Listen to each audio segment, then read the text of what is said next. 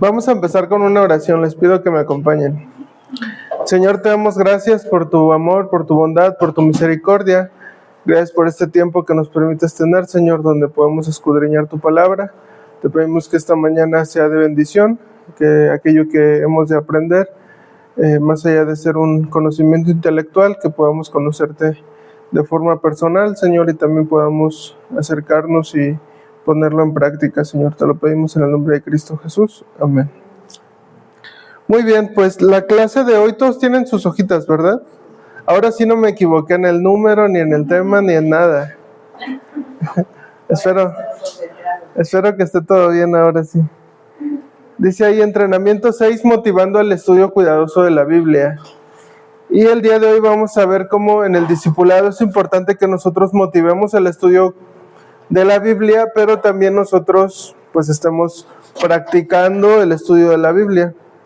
Y bueno, entendemos que el estudio de la Biblia es una disciplina espiritual. ¿Alguien sabe qué es una disciplina espiritual? Pues algo que es necesario para la comunión con Dios. Ok. ¿Alguien tiene...? La oración es una disciplina, ¿no? Leer la palabra, la Biblia es una disciplina. Ajá. Ok, sí. Ajá.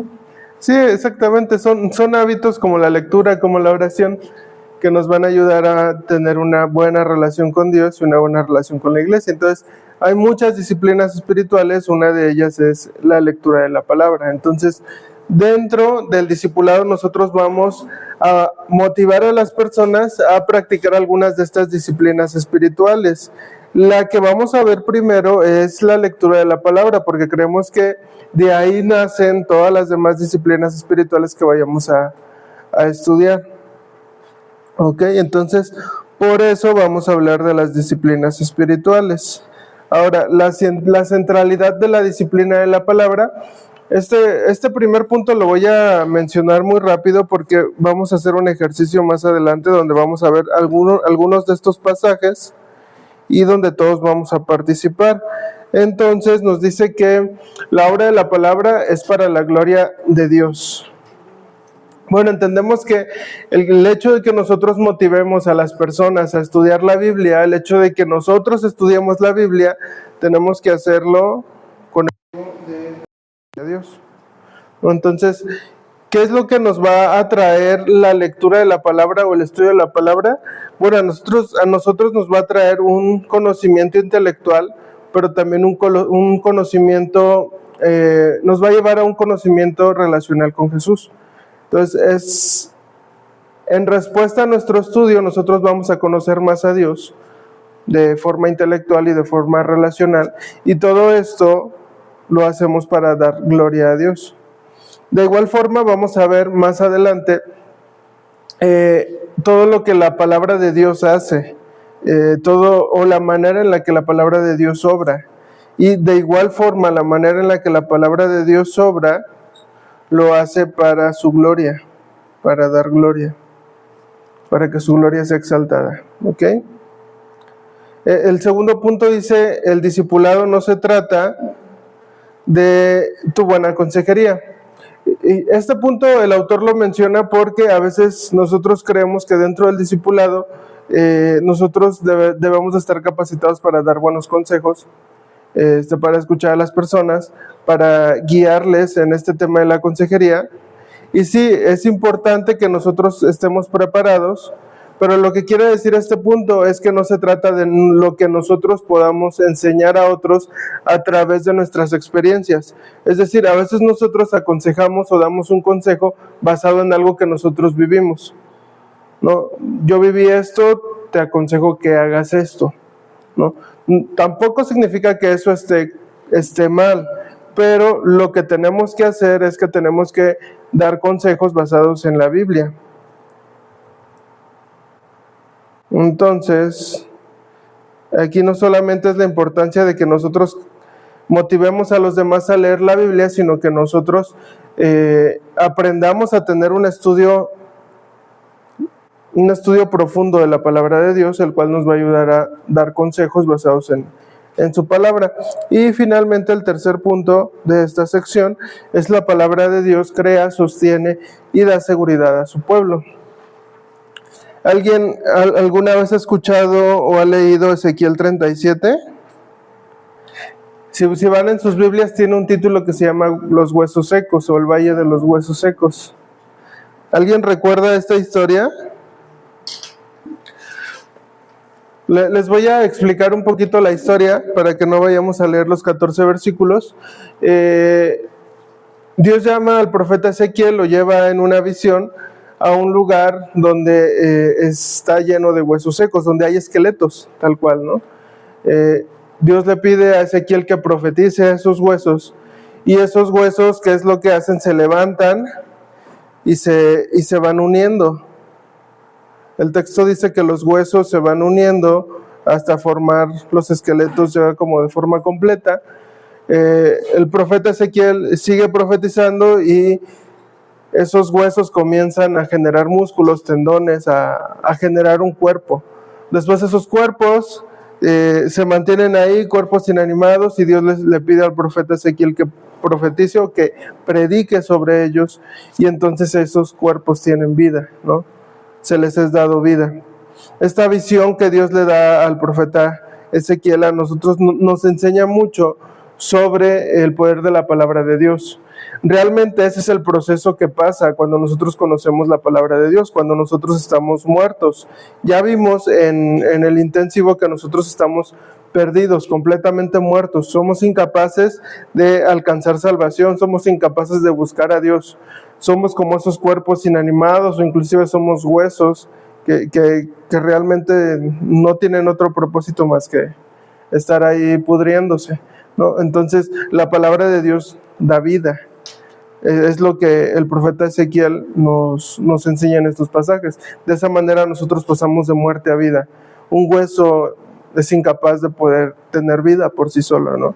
Y el día de hoy, por ejemplo, lo que nos dice la ciencia referente al Big Bang, ¿no? Que del Big Bang nace toda la vida y todo esto, pues tampoco tiene ningún sentido, entendiendo que solamente Dios es quien es el único dador de la vida.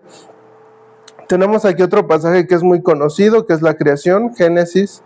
De igual manera, vemos cómo Dios del polvo forma al hombre y le da vida. Tenemos Romanos, que aquí ya nos habla más de nuestra vida espiritual, ¿no? Ya en Cristo Jesús nosotros tenemos vida. Después, el siguiente punto tiene que ver que nos sostiene, su palabra nos sostiene.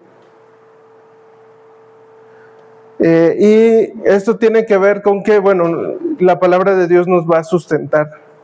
Es decir, si ya nosotros tenemos vida, la palabra de Dios nos sustenta, nos sostiene, nos va a hacer permanecer hasta el final.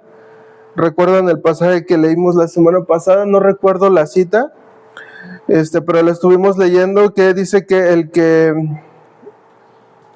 comenzó la buena obra la perfeccionará. Filipenses. El que comenzó la buena obra la perfeccionará hasta el final. Entonces, su palabra nos sostiene hasta el final. Y finalmente nos da una seguridad, ¿no? Como les decía, algunos pasajes los vamos a estudiar más adelante, por eso no los estoy leyendo, pero esto significa que todo lo que está escrito, todo lo que nosotros tenemos en la Biblia, tenemos la seguridad y la certeza de que es real, tenemos la seguridad y la certeza de que es palabra de Dios y de que tiene poder. Ahora, cuando nosotros experimentamos la salvación en Cristo Jesús, a través de la predicación del Evangelio, a través de las Escrituras, y mantenemos la disciplina espiritual de la lectura, nosotros tenemos una seguridad, una certeza de nuestra salvación. ¿Ok? Entonces, esto específicamente hablando de la salvación, pero realmente su palabra nos da seguridad en todo. O sea, a través de su palabra nosotros entendemos aquellas profecías de los finales de los tiempos, donde muchos temen llegar a ese tiempo, pero donde nosotros deberíamos anhelar llegar a ese tiempo, porque es el tiempo donde estaremos con nuestro Creador, con nuestro Salvador, ¿no? Entonces hay seguridad para cada uno de nosotros. La palabra de Dios solamente nos da seguridad, para aquellos que somos salvos. No debería de traernos temor o miedo al mañana, sino debería de traernos seguridad.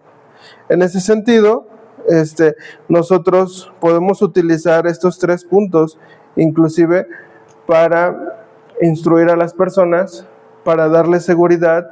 Hablando del consejo, por ejemplo, nosotros podemos dar consejo a las personas que se sienten tristes, que se sienten angustiadas, que se sienten temerosas por el mañana.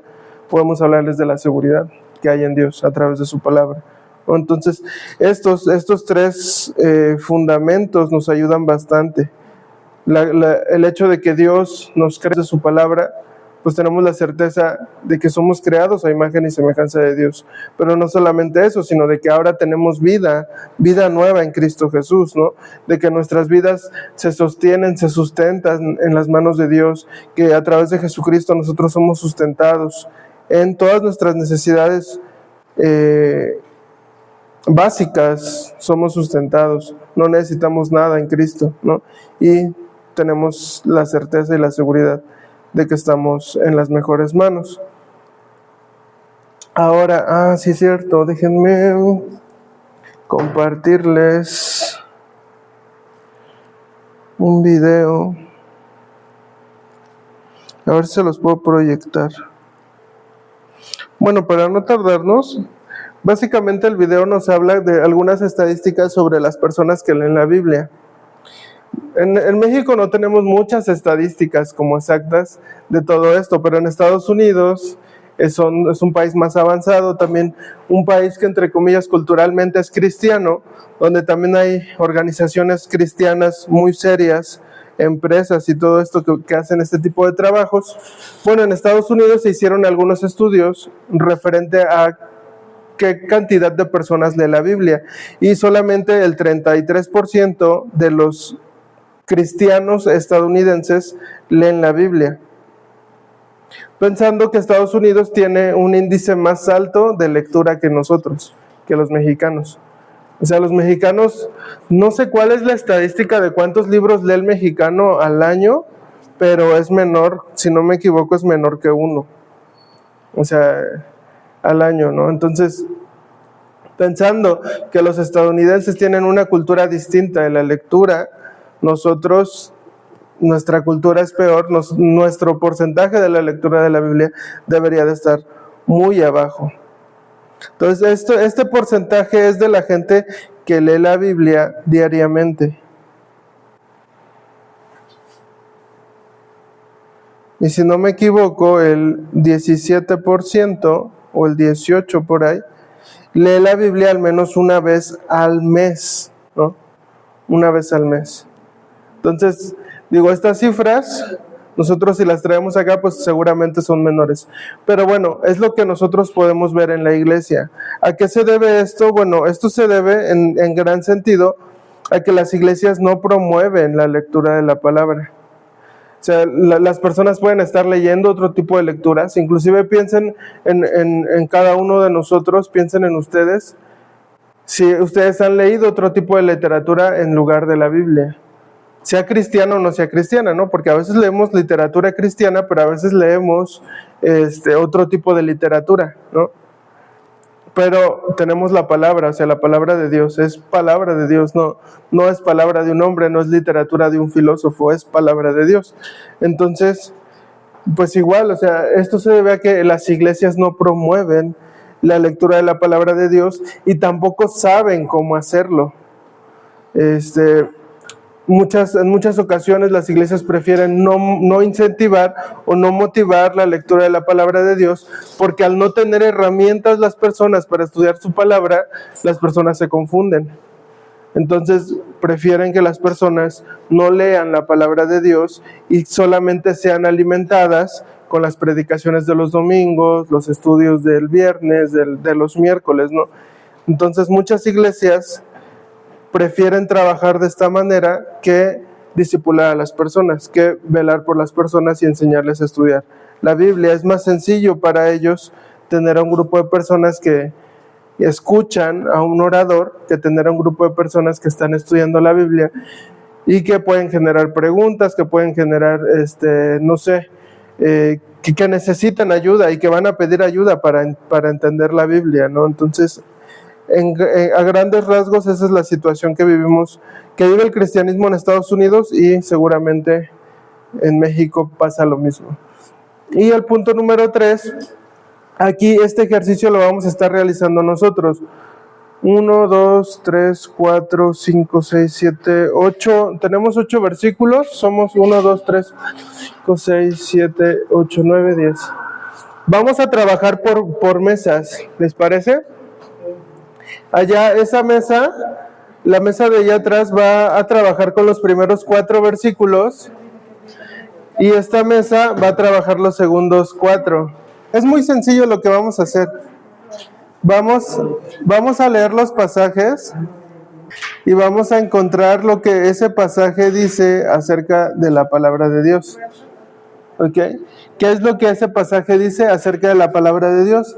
Y después, una persona de cada equipo va a pasar aquí y va a explicar eso, como si se lo estuviera enseñando a alguien que es nuevo creyente, o sea, alguien que está discipulando. Es decir, no solamente vamos a decir la palabra de Dios da vida, sino basado en el texto, cómo es que la palabra de Dios da vida, para que alguien que es no creyente lo entienda. Entonces van a elegir a alguien de su mesa para pasar al frente. ¿Listo, hermanos? Vamos a tener 8 minutos cada equipo, es decir, 2 minutos por texto. Y si se les acaba el tiempo, sí los voy a cortar, porque si no, nunca nos vamos a ir. ¿Tiene que ser la misma persona? Pueden ser distintas personas, solamente tienen 8 minutos cada equipo. Dice la pregunta, ¿qué dice la Biblia acerca de la palabra de Dios? En Deuteronomio 6, del 6 al 9, dice: apréndete de memoria todas las enseñanzas que te he mandado. Repítelas a tus hijos a todas horas y en todo lugar, cuando estés en tu casa o en el camino, y cuando te levantes o cuando te acuestes. Escríbelas en tiras de cuero y átalas a tu brazo. Cuélgalas en tu frente, escríbelas en la puerta de tu casa y en los portones de la ciudad. Entonces, este versículo dice que pues nosotros lo tomamos como un mandato, que tenemos que memorizar la palabra de Dios para que podamos cuando tengamos que ir a predicar o a enseñar, podamos pues ya llevarla. A veces no traemos consigo siempre la Biblia y tenemos que pues ya a través de esto, de lo que ya hemos aprendido, poder compartirle a la persona. Entonces debemos siempre memorizar la palabra de Dios para que podamos compartirla, porque es el mandato que Dios nos está pidiendo, que nosotros podamos en todo lugar, dice que en todo momento, ya sea con nuestros hijos o con nuestra familia, o dicen toda la ciudad, ¿no? En todos lugares, no nada más con nuestras familias, sino pues llevarla a los que no conocen de la palabra de Dios. Es lo que entendí. Okay, gracias, Elena. ¿Está bien? Esta es la primera vez que paso enfrente, un poco nerviosa, lo voy a hacer. No se preocupe, todos aprendemos. Dice, ¿con qué alineará el joven su camino? Con guardar su palabra. Y aquí pues nosotros le pusimos que a través de la palabra de Dios puede cambiar su vida. Nosotros cuando compartimos la palabra, y si nos hicieran esa pregunta, pues creo que también a través de nuestro testimonio, siendo ejemplos para esas personas de que el Señor nos cambia a través de su palabra. ¿Y cómo? A través de su palabra. Si nosotros leemos su palabra, ahí vemos lo que es bueno y lo que es malo. A mí me tocó, no está muy complicado creo, pero pues también es la primera vez que paso al frente. No, bueno, una de las primeras veces, pero dice, a mí solamente me tocó el versículo 28 de Salmo 119, pero en el 28, en el 27 dice, hazme entender el camino de tus mandamientos, para que medite en tus maravillas. Y el que me tocó se deshace mi alma de ansiedad, susténtame según tu palabra. Y lo que yo entendí de este versículo habla como de una persona con problemas, con aflicción, porque dice de ansiedad. Entonces dice, susténtame con tu palabra, es que yo deba de ir a la palabra para encontrar pues ayuda en lo que yo estoy viviendo. Y pues debo de ir a la palabra y en oración pidiéndole al Señor sabiduría para saber enfrentar esta situación. Es lo que yo entendí. Gracias, hermana. Bueno, lo que estamos viendo que pues todo esto es a través de la palabra. A mí me tocó Mateo 4:4. Y pues lo que ya, ahorita que ya conocemos, habla acerca de la tentación. Entonces las respuestas cuando le da Jesús al enemigo, siempre le dice, escrito está, ¿no? Entonces, en este pasaje dice, no solo de pan vivirá el hombre, sino de toda palabra, ¿sí?, que viene del Señor. Entonces yo aquí le puse que pues el alimento que nosotros debemos de tener, pues es la palabra. O sea, es en el cual no podemos ir a otro lado. Sí hay comida chatarra, ¿verdad? O sea, como por decirlo así, ahorita que Alex comentaba, ¿no? Leemos a veces otras cosas, pero a veces no nos adentramos en la palabra. Entonces, si nosotros nos vamos a la palabra, vamos a poder resistir tanto nuestras tentaciones como el enemigo. Y pues varias cosas, ¿no? Y todos estos pasajes pues son en base a eso, a que tengamos que ir hacia la palabra, no hacia otra cosa. Por eso Jesús decía, escrito está. Entonces, si yo siguiera, pues a mí me gustaría seguir, pero pues el tiempo se va. ¿Quién va de este equipo? A ver. Mateo 7:24, y dice, cualquiera pues que me oye estas palabras y las hace, creo que este es el versículo medular para nosotros en esta enseñanza, y nos habla del hombre prudente, el que edifica su casa sobre la roca y el que permanece, el que está firme. Y esto nos deja bien claro que el que lee la palabra, el que la escudriña, porque es muy fácil nada más decir la leemos y no la escudriñamos. Escudriñarla es entender, y hace mis palabras, dice, este será como el hombre prudente, que edifica su casa sobre la roca, y viene la tormenta, y vienen las lluvias de arena, vientos, y nada la va a hacer caer. Esto quiere decir que todos los que nos sustentamos firmes en la palabra de Dios, siempre vamos a permanecer, y por muchas pruebas que vengan en nuestras vidas, que a veces pensamos que no las vamos a soportar, el Señor nos está diciendo que si nosotros hacemos lo que Él nos dice, debemos de tener la plena convicción que el Señor siempre estará delante de nosotros, y no habrá ninguna prueba que no podamos soportar, porque Él es nuestra esperanza. Y bueno, vienen más versículos que son muy importantes, pero esto creo que es lo medular, el hombre prudente. El que no hace sus palabras nunca va a permanecer. Y la primer prueba que llegue a su vida, en esa prueba él va a sucumbir, en esa prueba él va a abandonar. Pero el que está tomado de la mano de Dios siempre va a estar firme. Ese es. Gracias, hermano. ¿Qué diferencia, verdad? El siguiente es 2 de Timoteo 3:16. Y dice, toda escritura es inspirada por Dios y útil para enseñar, para reprender, para corregir, para instruir en justicia. Creo que principalmente podemos tomar esto en cuestión de que hay ocasiones en donde las personas se justifican diciendo que esta Biblia pues fue escrita por hombres y que no tiene como algún fundamento o algo de verdad, ¿no? Porque fallamos. Pero en este versículo inicia diciendo que fue inspirada por Dios, y nosotros podemos descansar y podemos confiar en eso, porque esto es verdad. Y más adelante dice, útil para enseñar, para reprender, para corregir, para instruir en justicia, a fin de que el hombre de Dios sea perfecto.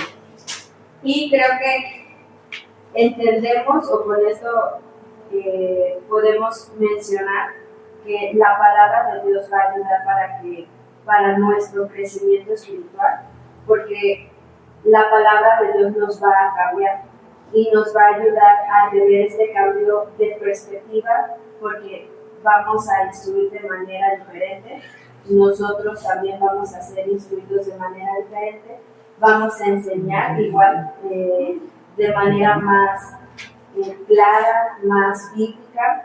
Y entonces la palabra es provechosa para nosotros y nos ayudará a tener este cambio que nosotros necesitamos para crecer como a ese hombre perfecto, ¿no? Más bien a esa persona que pues nuestra intención es crecer a imagen y semejanza de Cristo, ¿no? Entonces la palabra nos va a ayudar en eso y por eso es que nosotros debemos estudiar la palabra, porque sin ella pues no vamos a llegar a eso.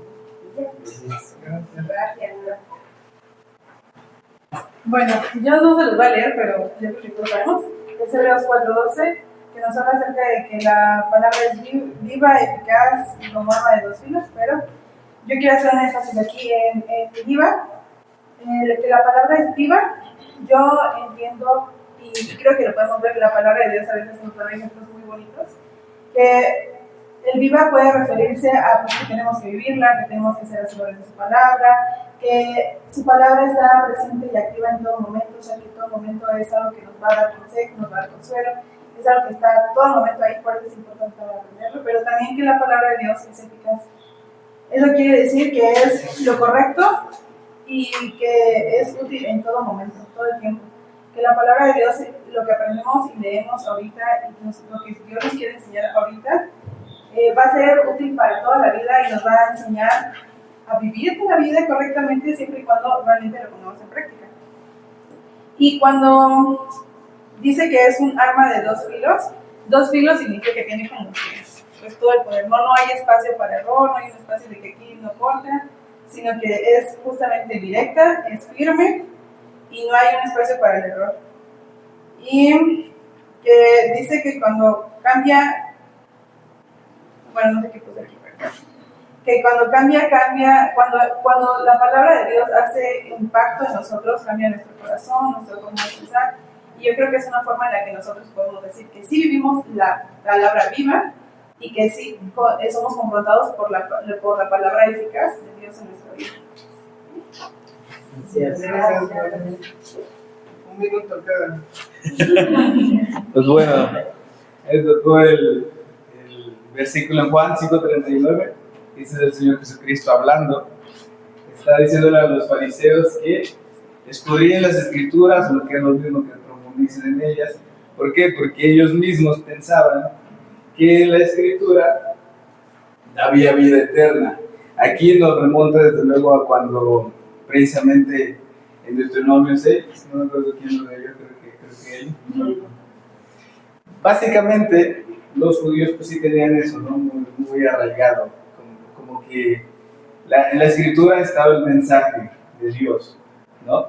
Sin embargo, vemos aquí que el Señor no recrimina, pero sí corrige y les dice, no basta con que simplemente pues, la conozcan, sino de entrada deben profundizar en ella.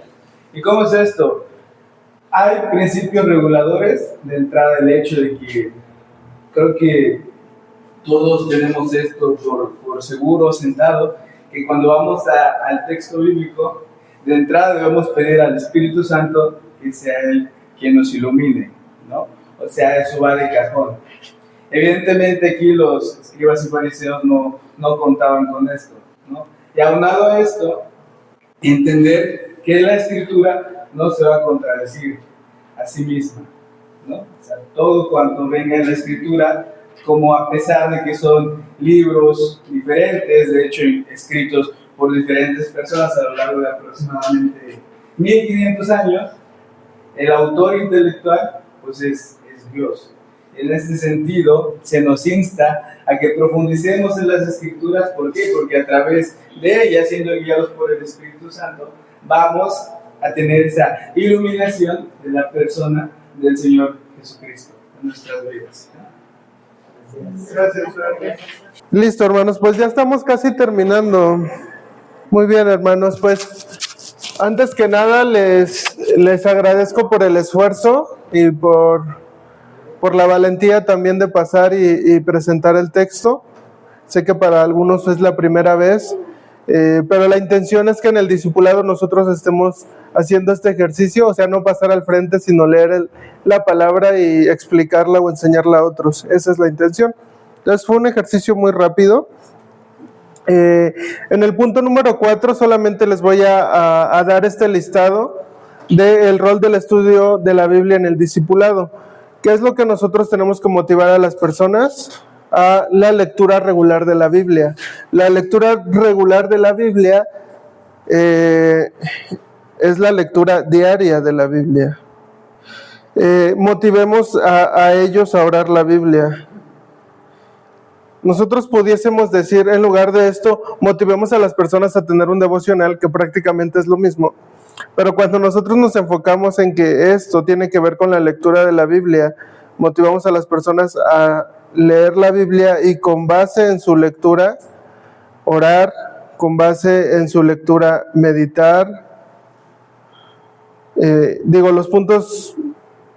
Los puntos que siguen son a lo mejor un poco más complejos, pero nosotros debemos de motivar a las personas a tener una lectura diaria, a estudiar, a meditar en esa lectura que ellos están teniendo, a orar. Creo que el hecho de que nosotros motivemos, inclusive de que nosotros oremos lo que leemos en la palabra, nos ayuda mucho a después ver cómo nosotros vivimos esa palabra, es decir, cómo nosotros estamos viviendo a la luz de eso, pero también cómo nosotros podemos vivir a la luz de eso. ¿Ok? A veces nosotros solo nos quedamos en este punto con la lectura y a lo mejor en nuestra oración ya nos desconectamos del texto. En nuestra meditación a lo mejor tratamos de meditar el texto, pero que lo veamos como un todo, o sea, lo que leamos es lo que haremos y es lo que meditemos. Y esto nos va a ayudar mucho justo a hacer este ejercicio de reflexión para que nosotros podamos ver cómo podemos aplicar, ¿no? Pero sí tendemos mucho a quedarnos aquí y aún más cuando no entendemos el texto, pues ya no tenemos hacia dónde movernos. Pero por eso existen también métodos inductivos de la palabra de Dios, que quienes estuvieron en la clase de teología bíblica, ahí estuvimos, aunque nunca se los mencioné que era un método inductivo, pues estuvimos trabajando con un método inductivo de interpretación bíblica y a la luz de Cristo, es decir, tratábamos de encontrar a Cristo en toda la Biblia, pero hacíamos un método inductivo, donde íbamos a los contextos bíblicos, a los contextos inmediatos, donde estudiábamos algunas palabras. Lo hicimos de forma muy sencilla, pero eso es un método inductivo. Y la intención también es que con el tiempo nosotros comencemos a trabajar con métodos inductivos o comencemos a estudiar la Biblia a través de un método inductivo, porque este método es que nos va a ayudar a la interpretación bíblica. Y con una correcta interpretación tenemos una correcta aplicación. ¿Ok? Pero de momento con los que vamos a discipular trabajamos esto. Y nosotros podemos empezar a trabajar en esto. La memorización es muy importante, aunque también la memorización a veces en algunos contextos pasa a ser un arma de doble filo. ¿Por qué? Porque aunque la memorización de la palabra es muy importante, a veces la memorización se vuelve en todo. Es decir, no sé, pasa mucho en los ambientes con los niños. Creemos que un niño ya aprendió cuando memoriza textos, pero no es así, o creemos que un joven, un adolescente ya entendió la Biblia cuando memoriza textos, ¿no? Ajá, sí, exacto. Entonces, sí tiende la memorización a ser un arma de dos filos si no hay una interpretación, si no hay una meditación, si no hay una oración de la palabra, ¿no? Entonces, sí está hasta el final. ¿Por qué? Porque nosotros vamos a memorizar el texto una vez que ya lo hayamos interpretado, que ya lo hayamos estudiado, que ya lo hayamos meditado, que ya lo hayamos orado.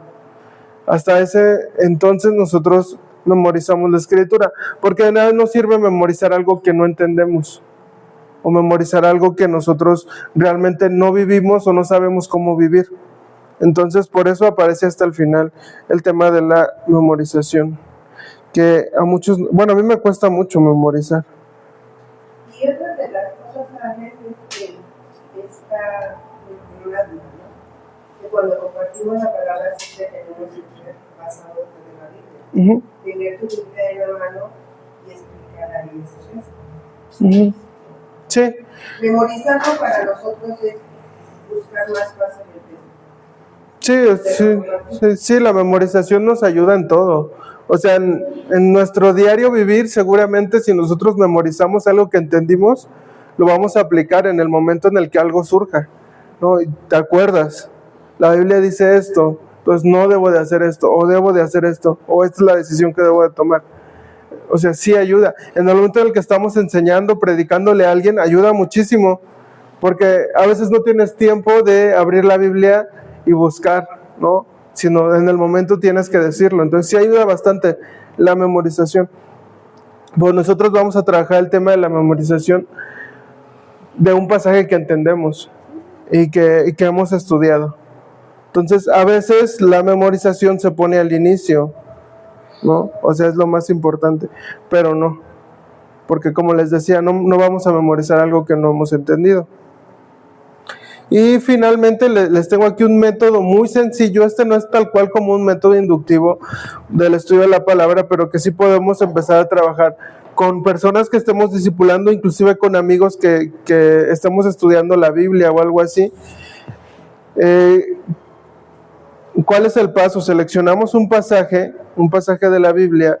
Dice, escoge un pasaje específico de tu lectura que te llame la atención. O sea, después de leer un pasaje, es decir, no sé, leemos el Salmo 119, bueno, es muy largo, leemos una parte del Salmo 119 y nosotros seleccionamos un pasaje específico que nos haya llamado la atención. No importa si sea un pasaje pequeño, un pasaje corto, después vamos a repetirlo en el sentido de que vamos a releer, vamos a volver a leer, vamos a leer varias veces este texto. Por ahí mi profesor de predicación nos dice que lo principal para interpretar un texto es leer, leer y leer, ¿no? Entonces, de primera mano, si no leemos el texto, pues no podemos después pasar a interpretar, ¿no? Después dice, además lee el contexto que está alrededor del pasaje. Este contexto se le conoce como contexto inmediato, contexto literario inmediato, y ¿qué es los pasajes que están alrededor? O sea, podemos ir un capítulo antes, un capítulo después, tratar de leer todo lo que está alrededor y volver a pensar en el pasaje en el que tú te estás centrando. Cómo este pasaje lo podemos ver a la luz de todo lo que ya leímos.